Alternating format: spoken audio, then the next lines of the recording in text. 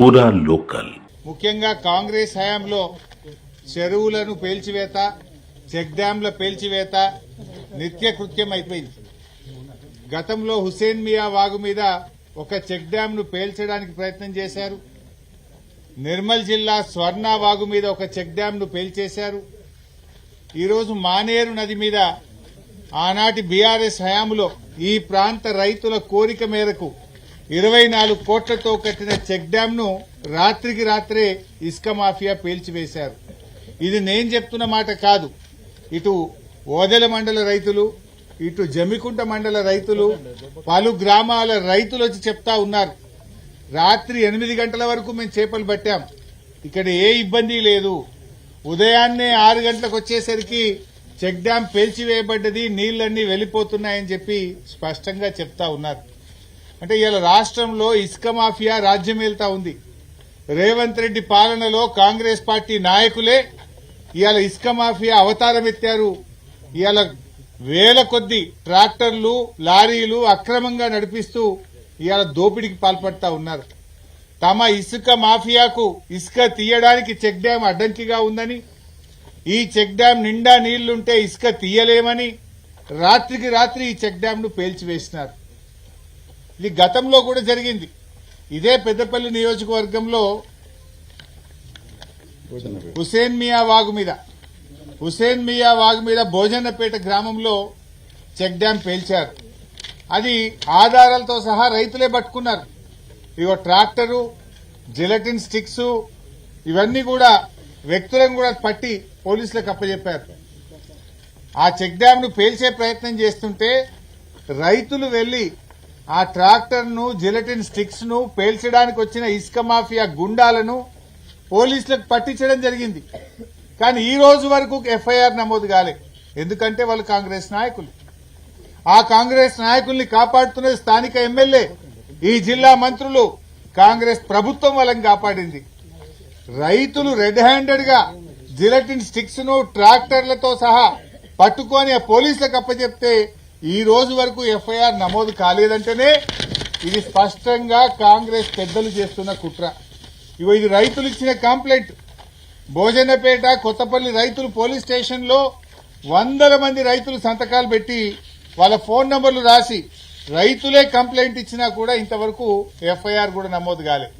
అంటే ఆనాడు హుసేన్ మియా వాగు మీద ఇసుక మాఫియా గుండాలను అరెస్ట్ చేసి ఉంటే ఇవాళ మానేరు మీద చెక్ డ్యాం పేల్చి ఉండేవాళ్ళు కాదు. ఆనాడు మేము పేల్చే ప్రయత్నం చేసినా, రెడ్ హ్యాండెడ్ గా దొరికినా మా మీద కేసు కాలేదు, మమ్మల్ని కాంగ్రెస్ ప్రభుత్వం కాపాడుతుందని చెప్పి ఇవాళ వాళ్ళు రెచ్చిపోతున్న పరిస్థితి ఉన్నది. ఇవాళ ఈ చెక్ డ్యాం పేలి 3 రోజులైంది, ఇప్పటి వరకు ఏ చర్య లేదు. స్వయంగా ఇక్కడ ఉండే irrigation deputy Palakurthi Ravi, irrigation ఇంజనీర్లే పోలీస్ స్టేషన్ లో కంప్లైంట్ ఇచ్చారు. ఇది బాంబ్ బ్లాస్ట్ జరిగింది, గిలటిన్లు పెట్టి చెక్ డ్యాం ను పేల్చేసినారు అని ఇరిగేషన్ డిపార్ట్మెంట్ ఇంజనీర్లు పోలీస్ స్టేషన్ లో కంప్లైంట్ ఇచ్చి 3-4 రోజులైనా ఇప్పటి వరకు చర్యలు లేవు. అంటే మీరు ఏం చెప్పదలుచుకున్నారు? హైదరాబాద్ లోనేమో పేదల ఇండ్లు కూలుస్తారు, ఇక్కడేమో రైతులకు ఉపయోగపడే చెక్ డ్యాములు కూలుస్తారు. అంటే మీ ప్రభుత్వం కూల్చివేతలేదు తప్ప కట్టుడున్నదా? హైదరాబాద్ లో హైడ్రా పేరిట పేదల ఇండ్లను విధ్వంసం చేస్తా ఉన్నారు. ఇవాళ ఇసుక మాఫియా అటు నిర్మల్లో, ఇటు పెద్దపల్లి జిల్లాలో, ఇటు కరీంనగర్ జిల్లాలో, అటు చెన్నూరులో, మంచిర్యాల జిల్లాలో చెక్ డ్యాంలు, చెరువులు విధ్వంసం చేస్తా ఉన్నారు. కేసీఆర్ గారు కట్టుడు, రేవంత్ రెడ్డి కూలగొట్టుడు. ఇదేనా మీరు చేసింది? ఏమన్నా ఉన్నదా అని నేను అడుగుతా ఉన్నా. ఇవాళ ఒక్క చెక్ డ్యాం అన్నా మీరు కట్టారా? ఆనాడు కేసీఆర్ గారు, బీఆర్ఎస్ ప్రభుత్వం 1200 చెక్ డ్యాములు కట్టింది. మిషన్ కాకతీయ ద్వారా 44,000 చెరువుల పునరుద్దరణ చేసింది బీఆర్ఎస్ ప్రభుత్వం. మానేరు వాగు సస్యశ్యామలమైంది. ప్రతి వాగు మీద, వంక మీద చెక్ డ్యాములు కట్టి ప్రతి నీటి చుక్కను ఒడిసి పట్టింది. రైతులకు బంగారముల 2 పంటలు మెయింటైన్ చేసింది బీఆర్ఎస్ ప్రభుత్వం. మీరేం చేస్తున్నారు? ఇసుక ఆగడాలు సాగడం లేదని, ఇసుక తీయడానికి చెక్ డ్యాములు అడ్డంకిగా ఉన్నాయని రాత్రికి రాత్రి గిలటిన్లు పెట్టి పేల్చేస్తారా? వాళ్ళని ఇప్పటి వరకు అరెస్ట్ చేయరా? హుసేన్ మియా వాగు మీద రైతులు వచ్చి 100లాది మంది రైతులు దరఖాస్తు ఇస్తే ఇప్పటికీ కేసు కాదు.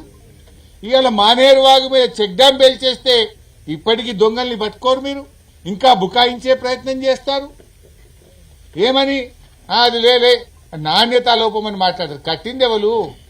కట్టింది ఈనాటి రెవెన్యూ మంత్రి పొంగిలేటి శ్రీనివాసరెడ్డి గారి కంపెనీయే కదా, రాఘవ కన్స్ట్రక్షనే కదా కట్టింది.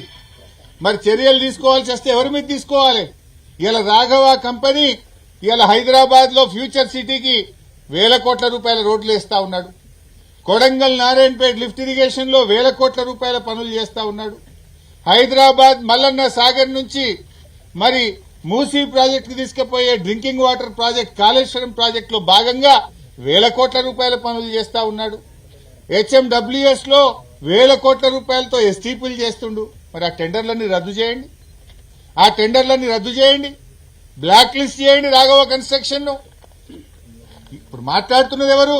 ఒక ఆయన కేంద్ర మంత్రి, కేంద్ర హోంశాఖ మంత్రి మాట్లాడతాడు. ఇంకో కొంతమంది ఏమో అధికార పార్టీ కాంగ్రెస్ ఎమ్మెల్యేలు మాట్లాడతారు. ఏది నిజం? ఇసుక మాఫియా జిలెటిన్లు పెట్టి పేల్చింది నిజమా? అయితే అరెస్ట్ చేయండి, వాళ్ళ మీద కేసులు బుక్ చేయండి. ఒకవేళ కాంట్రాక్టర్ సరిగా నిర్మాణం చేయలేదా, వెంటనే ఆ కంపెనీని రాఘవాను బ్లాక్ లిస్ట్ చేయండి.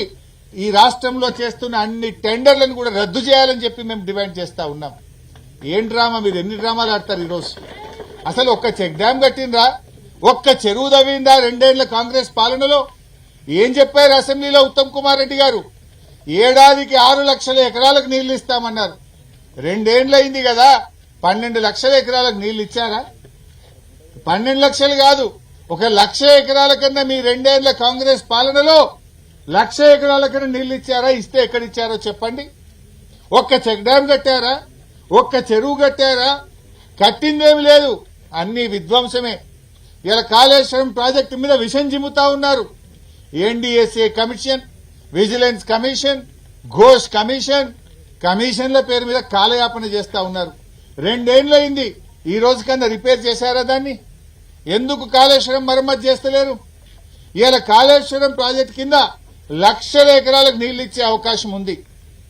ఇవాళ యాదాద్రి జిల్లాలో, సిద్దిపేట జిల్లాలో, మెదక్ జిల్లాలో, కరీంనగర్ జిల్లాలో, సిరిసిల్ల జిల్లాలో, సంగారెడ్డి జిల్లాలో కొద్దిపాటి ఖర్చుతో పిల్ల కాలువలు, పంట కాలువలు తవ్వితే లక్షల ఎకరాలకు నీళ్లు ఇచ్చే అవకాశం ఉంది.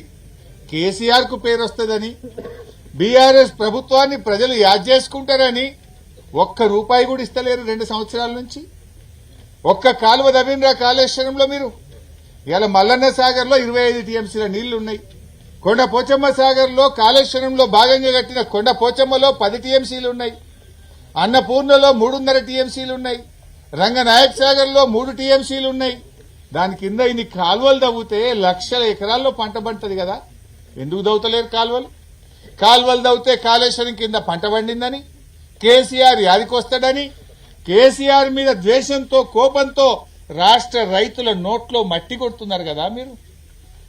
ఇలా కాళేశ్వరంలో 3 రకాలుగా నీళ్లు వస్తాయి. బాగా వర్షాలు పట్టే ఎస్ఆర్ఎస్పీ నుంచే మనం మిడ్ మానేర్ నుంచే కాళేశ్వరం మోటార్ లాంచ్ చేస్తాం. మధ్యంతరమైన వర్షాలు పడితే ఎల్లంపల్లి నుంచి మోటార్ లాంచ్ చేస్తాం. ఎక్కడా వర్షం లేకపోతే మేడిగడ్డ దగ్గర మోటార్ లాంచ్ చేస్తాం. గత 2 సంవత్సరాలుగా మంచిగా వర్షాలు పడ్డాయి. మిడ్ మానేర్ నుంచి మోటార్లు కాళేశ్వరం మోటార్ లాంచ్ చేసినారు. ఎల్లంపల్లి నుంచి కాళేశ్వరం మోటార్ లాంచ్ చేసినారు. మరి ఆ నీళ్లను సద్వినియోగం చేయడానికి ఎందుకు కాలువలు తవ్వరు అని నేను అడుగుతా ఉన్నా. రేవంత్ రెడ్డి కాళేశ్వరం కూలిందంటాడు. మరి కాళేశ్వరంలో భాగంగా కట్టిన మల్లన్న సాగర్ నుంచి హైదరాబాద్ కు 8,000 కోట్లు ఖర్చు పెట్టి పైప్ లైన్లు వేస్తా, మూసీలో నీళ్లు పోస్తా అంటాడు. ఆ నీళ్లు మల్లన్న సాగర్ ఎవరు కట్టి? నీ తాత కట్టిందా? నీ కాంగ్రెస్ కట్టిందా? మల్లన్న సాగర్ కట్టింది కేసీఆర్ కాదా? మల్లన్న సాగర్ కట్టింది కాళేశ్వరంలో అంతర్భాగం కాదా?